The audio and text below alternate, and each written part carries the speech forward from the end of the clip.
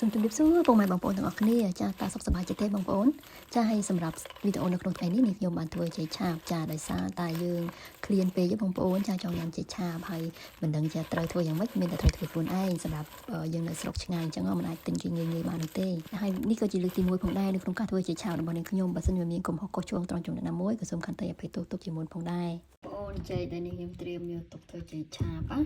ចាយើងយករកចេករីកចាស់ទីបងប្អូនហើយនេះខ្ញុំបកឲ្យត្រាំទឹកអំបិលទឹកនេះនឹងខ្ញុំដាក់អំបិលបន្តិចណាក៏ដើម្បីកុំឲ្យវាខ្មៅបងប្អូនចាត្រាំវាបន្តិចហើយបន្ទាប់មកទៀតបាទនេះខ្ញុំចិត្តវាជាស្លាយស្ដើងចាអត់ប្របាអីចេកឆាបបងប្អូនចានេះខ្ញុំប្រើចេកណាំវ៉ាយើងយកចេករីកចាស់ចាំមកស្ទុះនេះខ្ញុំនឹងស្រង់ចេញចិត្តស្លាយយកទៅបំពងខ្លាញ់អូខេឥឡូវយកចេកបានស្រង់ហើយណាតាមនេះខ្ញុំមកឈប់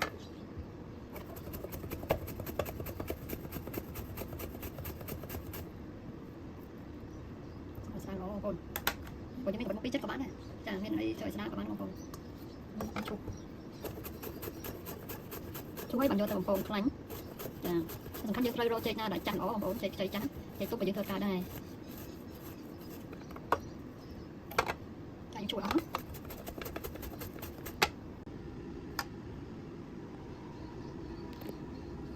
កម្រាស់ស្រាលប៉ុណ្ណេះបងប្អូនស្រាលជាងទៅវាស្រួយឆ្ងាញ់ហើយយើងដាក់បំពងចាប្រាស់ពេកក៏ឆ្ងាញ់ដែរ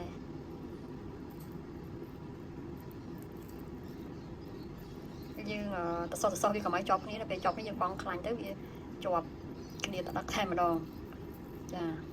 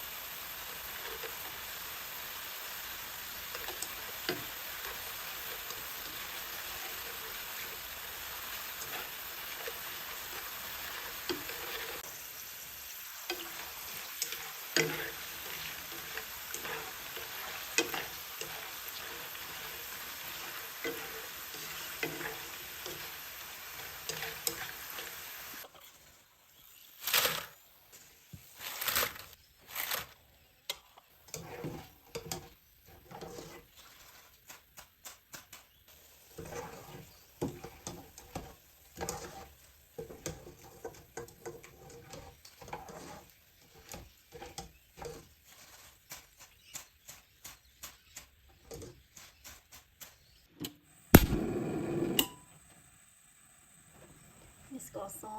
ខ្ញុំប្រាប់ប៉ុណ្ណឹងហើយនៅអំបិលបន្តិចបងប្អូនហើយនៅក្នុងនោះក៏មានទឹកបន្តិចបន្តួចផងដែរ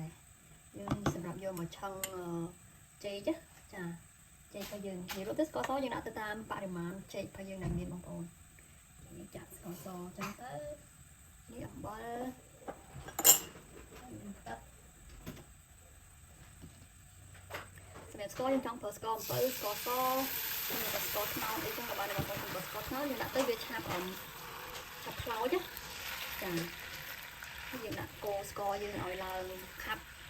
ចាឡើងខាប់ទៅទើបយើងយកចេកយើងយកមកឆឹងទៅជាក្រាមចាបងប្អូននេះមិនថាយើងធ្វើចេកទេបងប្អូនយើងអាចធ្វើត្រាវចាត្រាវឆឹងណាតែរបៀបហ្នឹងដែរបងប្អូនហើយភ្លើងបន្តិចមកចា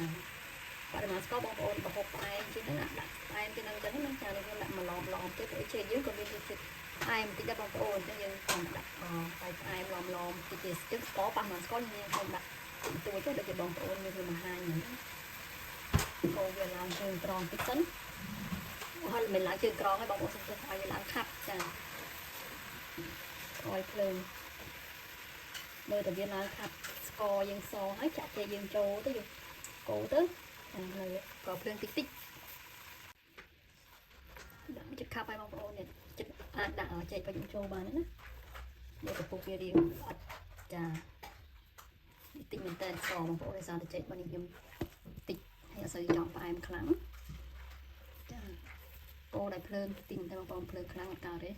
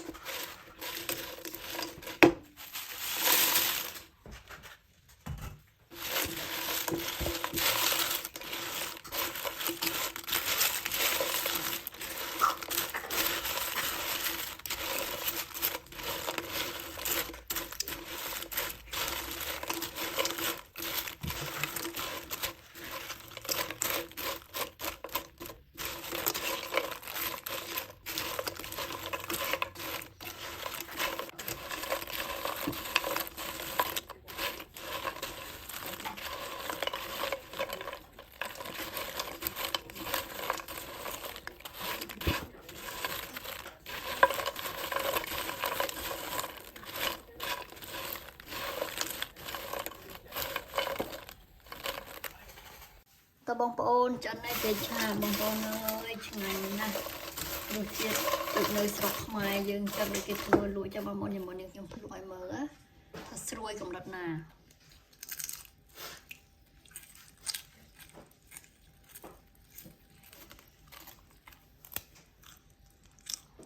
អូឆ្ងាញ់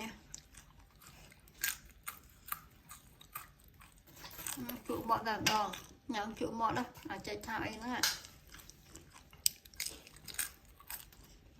ហាញ់បងប្អូនកុំភ្លេចសាកល្បងធ្វើទាំងអស់គ្នាណាឥឡូវនេះវីដេអូរបស់នេះខ្ញុំឈានចូលដល់ទីបញ្ចប់សូមអរគុណបងប្អូនទាំងអស់គ្នាសម្រាប់ការចំណាយពេលវេលាតាមដានទស្សនាសូមជួបគ្នានៅវីដេអូក្រោយៗទៀតសូមជម្រាបលាបាយបាយ